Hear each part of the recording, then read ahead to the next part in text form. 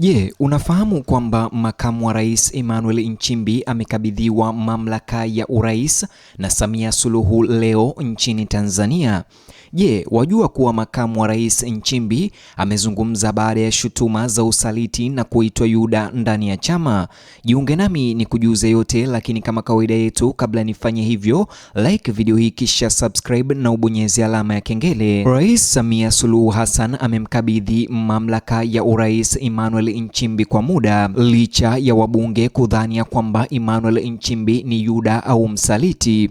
Safari ya Rais Samia Suluhu Hassan nchini Urusi bila kutarajia imemweka Makamu wa Rais Daktari Emmanuel Nchimbi katikati mwa nchi ya Tanzania, ambapo kiongozi wa pili wa ngazi ya juu nchini Tanzania sasa anatekeleza rasmi majukumu ya urais, huku mkuu wa nchi akisalia nje ya nchi kwa dhamira muhimu ya kimataifa. Hatua hiyo inakuja katika wakati nyeti hasa wa kisiasa, hasa baada ya mijadala ya hivi karibuni jana na juzi ya kisiasa na mitandao ya kijamii iliyohusu nafasi ya Daktari Nchimbi ndani ya serikali na chama tawala cha CCM, huku mbunge mmoja wa chama hicho akitaka ajiuzulu au hata afutwe kazi.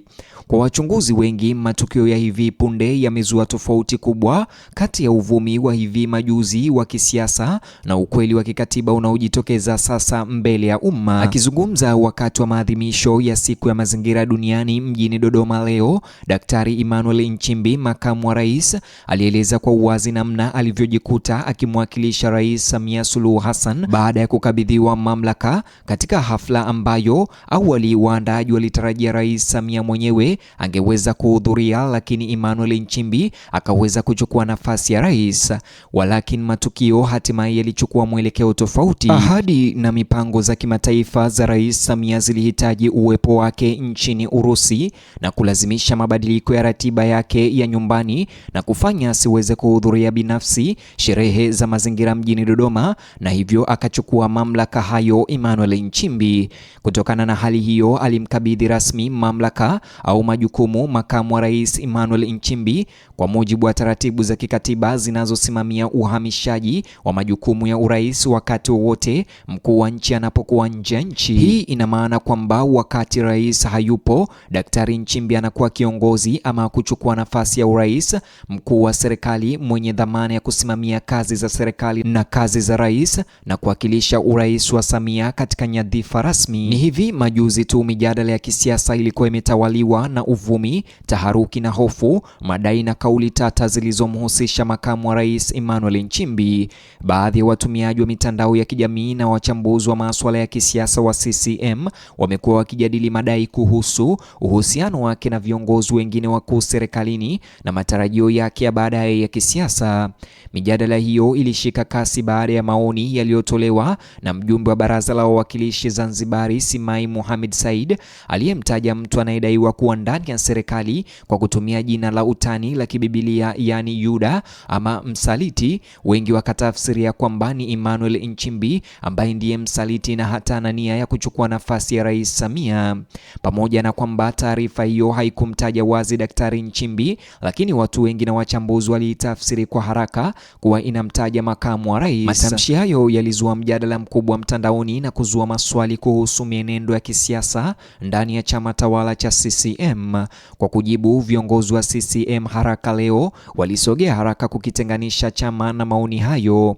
Hata hivyo, mwenyekiti wa jumuiya ya wazazi wa CCM kwa niaba ya uongozi wa CCM Fadhili Maganya alifafanua hadharani kuwa kauli hiyo yenye utata inayomuita Yuda mtu ndani ya CCM haipaswi kuchukuliwa kama msimamo rasmi wa chama. Hata hivyo, kwa mujibu wa Maganya, kwa niaba ya Samia na CCM imeanzisha miundo na wasemaji rasmi wenye jukumu la kueleza misimamo ya chama, na hivyo maoni binafsi ya mtu yanatolewa na wanasiasa binafsi yasitafsiriwe moja kwa moja kuwa ni sera ya chama au chama ndicho kilichotoa maneno hayo ya Yuda. Ufafanuzi huo ulitazamwa na wachambuzi wengi kama jaribio muhimu la kutuliza mivutano na kuzuia uvumi kuongezeka zaidi.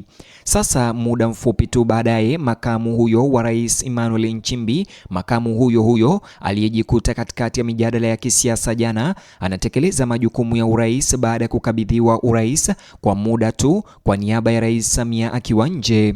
Kwa watazamaji wengi, ukweli huo pekee hutuma ujumbe wenye nguvu. Rais Samia licha tetesi zote bado anamwamini makamu wake. Maoni kutoka duru mbalimbali za kisiasa pia yanaonyesha kwamba uhamishaji wa mamlaka kikatiba unaonyesha imani na uaminifu endelevu wa kitaasisi kwa ofisi ya makamu wa rais. Hivyo basi maneno ya usaliti na Yuda yote hayaingii katika masikio ya Samia Suluhu. Pia inaangazia umuhimu wa michakato ya kikatiba ndani ya shughuli za serikali. Wakati wowote rais anaposafiri nje ya nchi, utawala hauwezi kusimama. Wizara za serikali zinaendelea kufanya kazi chini ya makamu wake. Hata hivyo, shughuli za baraza la mawaziri zinaendelea pia, majukumu ya usalama wa taifa pia zinaendelea, shughuli za serikali pia zinaendelea. Kwa sababu hiyo, katiba hutoa taratibu zinazohakikisha mwendelezo wa uongozi na maamuzi kutoka kwa makamu wake. Kwa upande wa Tanzania, jukumu hilo ni la makamu wa rais Emmanuel Nchimbi. Hata hivyo, mpangilio huo haumaanishi uhamishaji wa kudumu wa madaraka, bali ni uhamishaji wa madaraka wa muda tu. Badala yake pia inatumika kama ulinzi wa kuitawala na kikatiba ulioundwa ili kuhakikisha utawala usioingiliwa.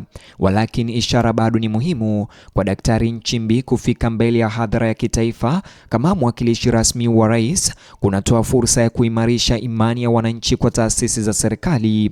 Hotuba yake wakati wa maadhimisho ya siku ya mazingira duniani iliakisi mtazamo huu huko Dodoma. Badala ya kuangazia mabishano ya kisiasa, Emmanuel Nchimbi alijikita zaidi katika masuala ya mazingira na vipaumbele vya serikali na hakujibu kuhusu tetesi za Yuda. Wachambuzi wa mambo wamebainisha kuwa hali ilivyo sasa inaweza pia kusaidia kupunguza dhana ya mahusiano kati ya Rais Samia na makamu wake wa rais Nchimbi. Katika siasa, uvumi mara nyingi huenea haraka kuliko ukweli, walakini vitendo rasmi wakati mwingine husimulia hadithi tofauti kabisa. Uamuzi wa kukabidhi majukumu ya urais kwa makamu wa rais unaonyesha utendaji uliowekwa wa kikatiba na unaonyesha mwendelezo wa kitaasisi.